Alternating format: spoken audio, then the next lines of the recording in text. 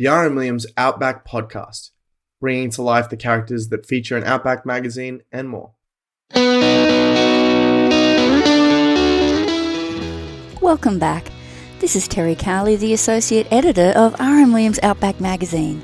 Today's episode is something different.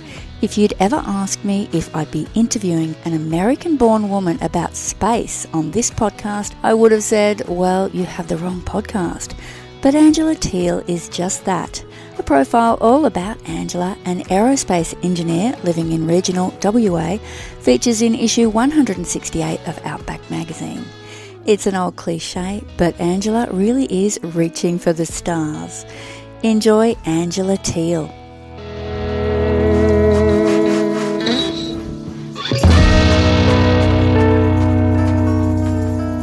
This is the unlikely story of how an American aerospace engineer became Western Australia's 2026 Rural Woman of the Year. Angela Teale grew up in Iowa with parents who both served in the US Air Force. She spent weekends launching homemade rockets powered by car batteries. Watching the Apollo 13 movie as a child further sparked her fascination with space. Fast forward to today, and Angela is a senior engineering leader with over 2 decades of experience spanning satellite operations, aerodynamics, human spaceflight support, and ground systems engineering. She is currently co-founder and strategic advisor at Starsight Proprietary Limited with her husband Peter, aiming to boost the growing Australian space industry. And the best part about all of this is that she's doing it in the West Australian regional town of Geraldton. Hello, Angela. Hello, Terry. How's it going? Very well, thank you. Perhaps we start with your AgriFutures Rural Woman of the Year award and wind back from there. Now, the AgriFutures Managing Director Brianna Casey said, your work is a powerful example of how rural communities can not only participate in global industries, but shape who gets to be a part of them. Congratulations on your award. Thank you. Thank you so much. How has all of that been for you? It's been a lot. It's been a lot of media. I'm not really used to being this highlighted in the media, but it's been absolutely great. The other finalists are incredible, whether it was the state finalists or the national finalists. These women are just absolutely incredible. So you have said that you see your award not so much as a personal achievement, but a community one, which is very modest of you. Can you explain that a bit further? Yeah, so this award for me wouldn't have been possible without all of the hard work that our local contractors, our partners, the local engineers that we work with have done, right? So it's the capability that we have actually regionally that has enabled this award in the first place. And now I guess my call to action is sharing that with the rest of the world to say, hey, these tiny towns in regional WA have some brilliant people who are capable of incredible things like, building antennas that are going to support the missions back to the moon. I guess it makes common sense in some ways to be in more remote locations where you've got more space. Yeah, definitely. I'm talking about space on the ground here. Yes, definitely. And from a radio frequency perspective, the less people that are in the area, the less noise, so that our wonderful quiet signals can come through. Can you tell me about when you were helping at your daughter's school just a week after returning from NASA headquarters? Yes. So we went and launched a few rockets at the school grounds with her class, and they absolutely love it, right? So they get to put their rockets together. They're the little Estes rockets. Not sure if you've seen them. They have tiny little motors in them. But the kids were just blown away because they couldn't believe that just a week ago, I was at NASA headquarters and I brought them all stickers and pens and memorabilia. And for them to know that that is possible for them as well, I think it's pretty special. But how is that for you? That must be almost walking in 2 very different worlds. Yes and no. I think in some ways, I take it for granted. I probably shouldn't. But in other ways, it's like, oh, I'm here this week. I'm there next week. But at the end of the day, people are people. You're adaptable. So speaking of school, an interesting part of your story is that we said before that you were fascinated with space, but you didn't necessarily want to be an astronaut, which is, I guess, the stereotype for a kid who is interested in space. You wanted to be the person solving the problems. And I was interested to read that you weren't the stereotypical high-achieving science student No. as people might imagine. So tell me, what were you like at school? I think I was an underdog, right? It's probably the best way to describe it. I loved the arts at that point. I loved making pottery. I loved making music. I played the clarinet, but I also loved to tinker, right? I was into the cars. I really enjoyed fixing cars and rebuilding old classic cars. And I suppose I was a bit of a tomboy. And you had ADHD. I guess the advantage of that is that you probably can really focus on things that you're interested in really well, but perhaps not so much on things you're not interested in, which is fair enough. 100%, which I didn't find out till my 30s. So luckily I loved space because I really focused in on that. I was more introduced to it professionally. But yeah, in school, there were definitely things that I did not enjoy. At the time, I didn't understand, the purpose of it all and why we had to be exposed to different subjects, right? At that time, it's hilarious to see where I am now and irony of it all. But we had to take agriculture and woodworking in school, right? And I was like, why do we have to do this? And I was like, it's just math. But once you start understanding the economics of it all and understanding how that can really help you later on in life, especially in a rural community, you're like, oh, no, that's actually really important for kids in rural communities. So after school, you decided not to initially follow your parents into military service and you applied to a bit of a party school. So I thought I was going to go down the medical field, right? And I did my first hospital visit and I decided, oh man, I can't handle blood. And so although I had the grades to do what I wanted, I had no idea what I should do at the point, right? Always had a deep love for space, but didn't, at that age, you don't realize that you can just go to university and become, somebody can do space math or astrodynamics, right? Like as an 18-year-old, I didn't think that was possible. And so I was like, oh, well, maybe I'll be an interior designer. And the school I applied for was Iowa Lakes, and they accepted me before I even had graduated without any credentials whatsoever, because apparently the school was just basically known to be a party school. And at that point, that's really what I thought was the best thing for me until my parents gave me the hard realization of, well, if you want to do that, you're more than welcome to pay for it. And then I decided following my parents' footsteps made a lot of sense. So you reconsidered the Air Force and joined as a space systems operator. And initially you found the rules, discipline, and rigid routine a bit tough. Yes. So when I joined, I remember the first night, it's the classic basic training. They're banging on the lids of trash cans and screaming at you and all of those things. And I remember laying in this bunk bed thinking, what have I done? I've made a mistake. It actually did turn out to be the best thing for me and the best thing in my career. How long did it take you to come around to that?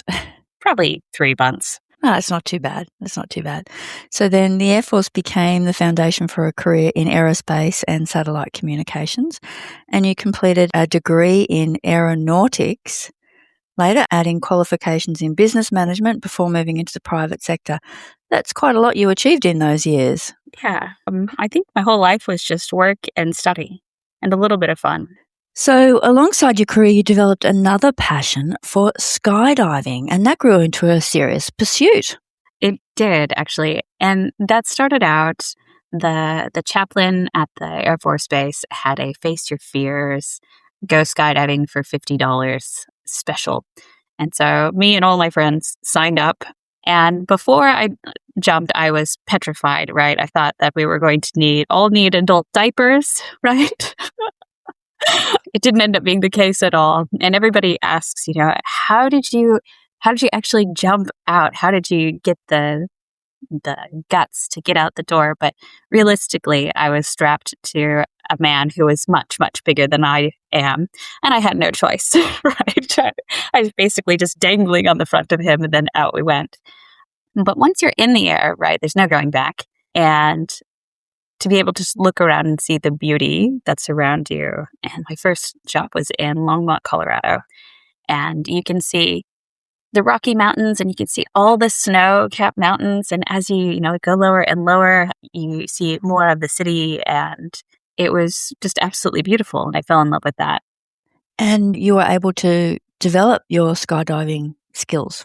Yeah. So after that, I signed up for the actual courses to skydive by myself. I really developed a great friend group there. And I still have some of my best friends I've still made from that drop zone and that time of my life. My maid of honor at my wedding, Stephanie Strange, she's still one of the best skydivers in the entire world. And the friendships that I made through skydiving are incredible. And it's a very vast group of people who are professionals in all different ways. And you also met your husband, Peter, through this sphere. I did. So Peter had messaged me online, and I actually thought that he was a different Peter. I thought he was a Peter in the Air Force, right? An American Peter. I thought he was an American Peter. Yes, definitely. And it was more like a kid brother that I thought he was, and so I kept razzing him until one day he said, "I'm going to put Tim Tams in all your gear," and I was like, "What is a Tim Tam? Why would you put it in my gear?" And he's like, "They're chocolate Vickies." What's a Vicky? What's going on here? I quickly looked him up because his profile picture was just a skydiver helmet. So I was like, "Oh, this must be that person." No, this was a Peter from Australia who I had no idea. And I was like, oh boy. But for some reason, he just loved the fact that I was joking with him. Was he in the US at that time? No, so he was in Australia, but he was working in oil and gas, and he was working nights and I was working days. And so then he would have the chance to talk to me, and then I would work nights and he would work days. We started talking for a few minutes a day, and then it became a few hours a day, and then it turned into hours, and then it was, well, we better meet each other in real life. Yeah. And the only person I told was my mom of where I was actually going. Because I was like, oh, everybody else is going to think that I'm crazy, that I'm flying across the world to meet a guy. I was like, oh yeah, I'm going on a yoga retreat. I told my mom, okay, if I go missing, here's my passport information. Wise. You did meet and started a long distance relationship. And eventually you married and settled in Australia. Yes, in Geraldton, the very room I'm in today. And this was because Peter's family was based there. Yep, so Peter was born and raised in Geraldton. So initially you thought, well, I'm moving to the back blocks of Australia. I'll obviously just find a different kind of job. Well, eventually you had a daughter, so you thought maybe you'd just hang out with her. But that isn't the way it turned out, obviously. No, so it's pretty funny because we initially moved to Perth for a few months because I thought, oh, if I'm going to stay in my career, I have to be in the city, which couldn't have been further from the truth. And so I was like, well, there's not a whole lot of things going on in 2015 in the satellite industry in Australia. It's like, well, I guess I'll retrain into IT or maybe become a mom or a barista. Not really sure. But I knew that the house that I'm in now, I loved it. It's right on the beach, right? And it's a dog beach behind the house. And Peter's whole family is here. And so I was like, well, I'm not going to give up my family to not be around family. Mm-hmm. So we might as well move to Geraldton. I'll become a barista and we can make babies. Sounds nice. Right? It's like before we even closed on this house, my dad called me and he's like, hey, have you seen this article in the paper? There is a position going at a satellite tracking station outside of Dongra. And I was like, no, I haven't seen that. I looked at the ad and it was my former boss at a previous company that I had worked for. And he was like, called, asked me, what are you doing in Geraldton? And I was like, I live here now. And he's like, do you want to come to work on Monday? And I was like, I would love to come to work on Monday. Wow. Meant to be. Yeah. So it was incredible that before we actually even had the house, I had a job and off we went. So that became a bit of a turning point for you, and you built an impressive career, including helping launch the startup Slingshot Aerospace. You might have to explain to me what that means. Yeah. So Slingshot Aerospace is it's a space situational awareness company. But what that basically means is helping people understand what's going on in space with their spacecraft and other spacecraft and the environment. But the reason that I got into Slingshot Aerospace is the former CEO, Melanie Strickland. I just thought she was amazing and she had these great ideas about making astrodynamics easier to visualize and learn for everyone, right? Like you didn't need to spend hours and hours and hours building, back-end libraries in your computer to be able to process mathematical equations. And I was like, oh, this is great. I'll beta test this for you for free. So I did and gave them some feedback and they're like, do you want a job? I was like, yes, I do. So with that, we built this platform it used to be called Beacon, and it was the world's first communications, collaboration, and coordination platform for spacecraft operators.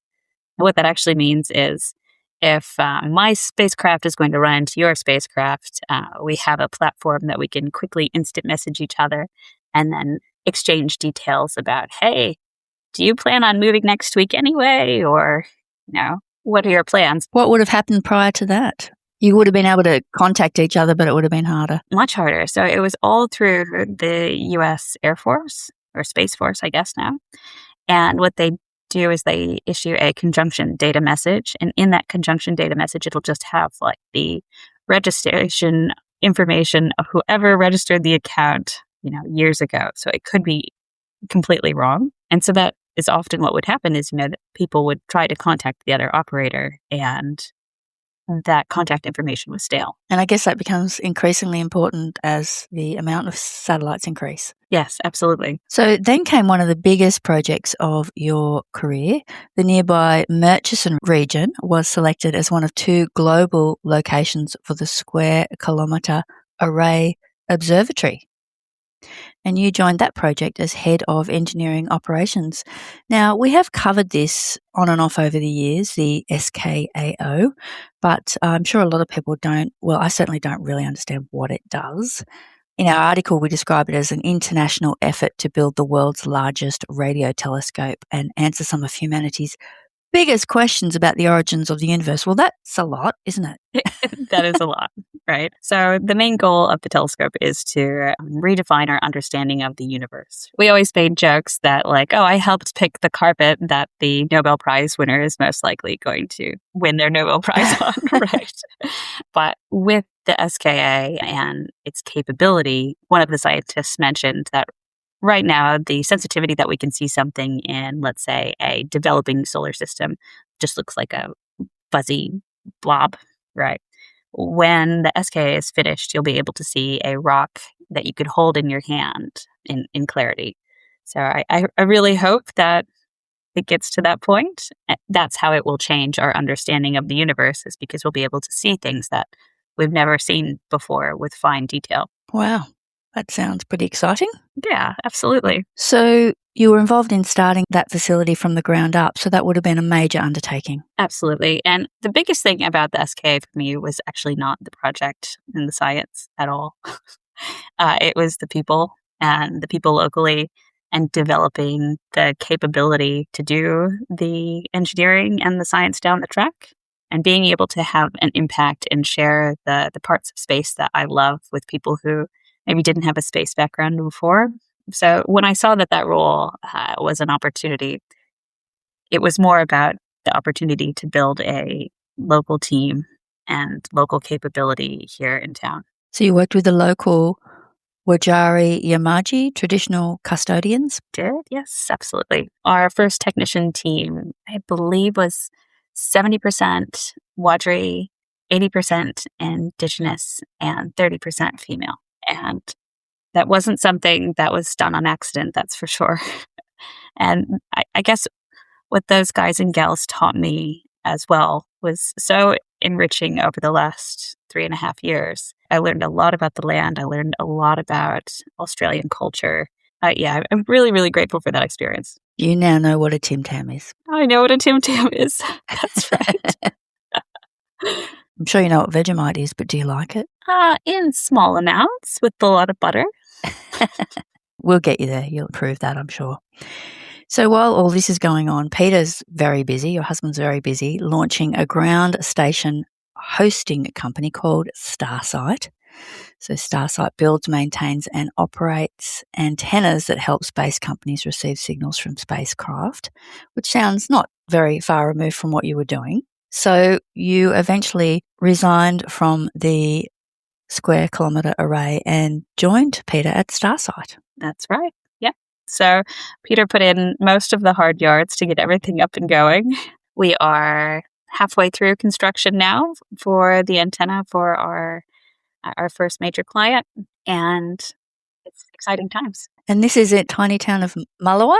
It is in the tiny town of Mullewa. That's right. Wow, you must be making a big impact on that town, both logistically and just philosophically, I would imagine. That's the goal eventually. I don't know how much of an impact we're making now. I hope that when anybody in that town, looks to the horizon, that they're able to see the antenna at some point and think about what opportunities that they could do, right? And the potential to dream bigger.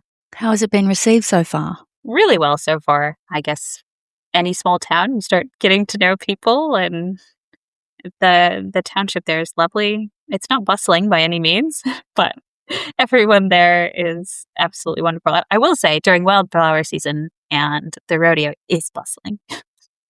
Can't find a place to park. Okay. So how far is that from Geraldton? And are you going out there often? It's about 110 kilometers.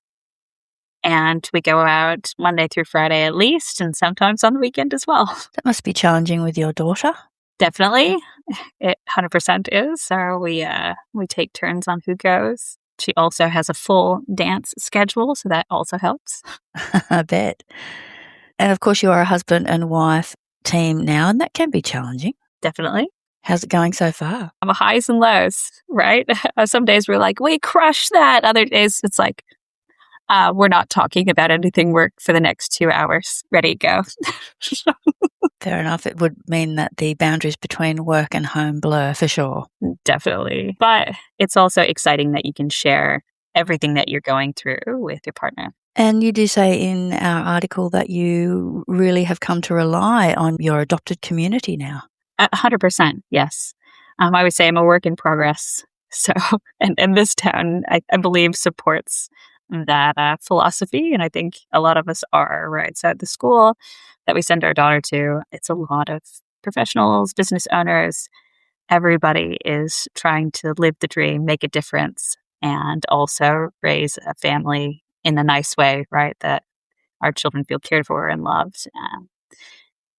And that's a balancing act. And, like some days I take other people's kids, some days people take my kids, and we all sort of help each other. That's great. You say that your measure of success is not just the work itself, but what it makes possible for others. And you're quoted in our story saying it's about showing people that this kind of work isn't out of reach. You can be here in WA and still make a difference. Definitely. What do you see the Australian space industry doing over the next 10 or 20 years that might impact on what is happening in your world? I think you can see there's starting to be a trend more all over the world in the space industry. And they've been saying it for a while, that it's like our industrial revolution of our time, that it's like a space revolution and on how it will affect us in our lives. There are more satellites starting to be manufactured in Australia. There's more technology for space that is manufactured in Australia. And I think what you're going to see is a lot of innovation, because I feel like Aussies are quiet innovators, right? Like they make some really cool stuff that's absolutely mind-blowing. And they're like, yeah, here it is, right? No big deal. It's fine. But I think when some of the rest of the world gets to be exposed to that, but I really think that the Australian space industry, it has a spot. I think it's just capitalizing on it. What is your work at Starsight focused on at the moment? The moment right now, it is contracts and getting this antenna finished. So making sure that those on site have absolutely everything they need, solving small or big problems wherever I can, and ensuring that the site is it's a good place to operate from, right? So we've just put in a temporary building for the construction period. There's other temporary buildings on site, but we've just put in a nicer one, right, to make sure people feel good in their workplace. Congratulations again on the award. The national winner will be announced, of course, later in the year. Good luck with that. Regardless of that outcome, how do you see this award having a positive impact? I think it gives me a platform to talk more about STEM and space. As you're doing right now? As I'm doing right now. Yeah, that's it. And just getting more people, and especially women, interested to know that, they have transferable skills. The attention to detail, the organization, the analytical mind, the space industry needs that, right? And the more opportunities that I get to bring more people on that journey or help develop more women into leaders, I think the more well-rounded the space industry and the STEM community as a whole will be. Well, you're a great role model in that space, just doing what you do. Thank you. I'm trying, but who knows? We'll just claim you as an Aussie. We're quite good at claiming talented people who have been born somewhere else as Aussies. I'll take it. Thank you. You're going to have to work on that Vegemite ratio, though.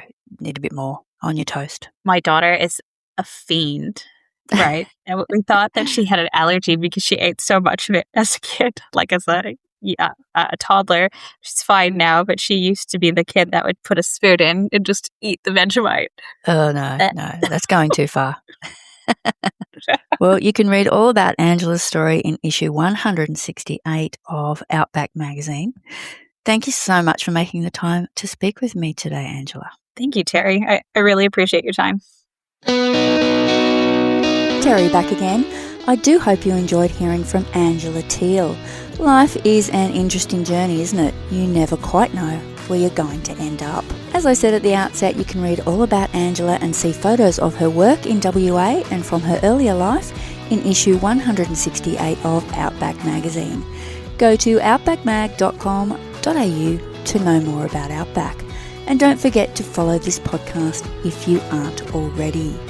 We really appreciate your support. This podcast is hosted and produced by me, Terry Cowley. Editor-in-Chief is Mark Muller. Marketing and design support by Claire Das-Nevis. Original theme music by Isaac May.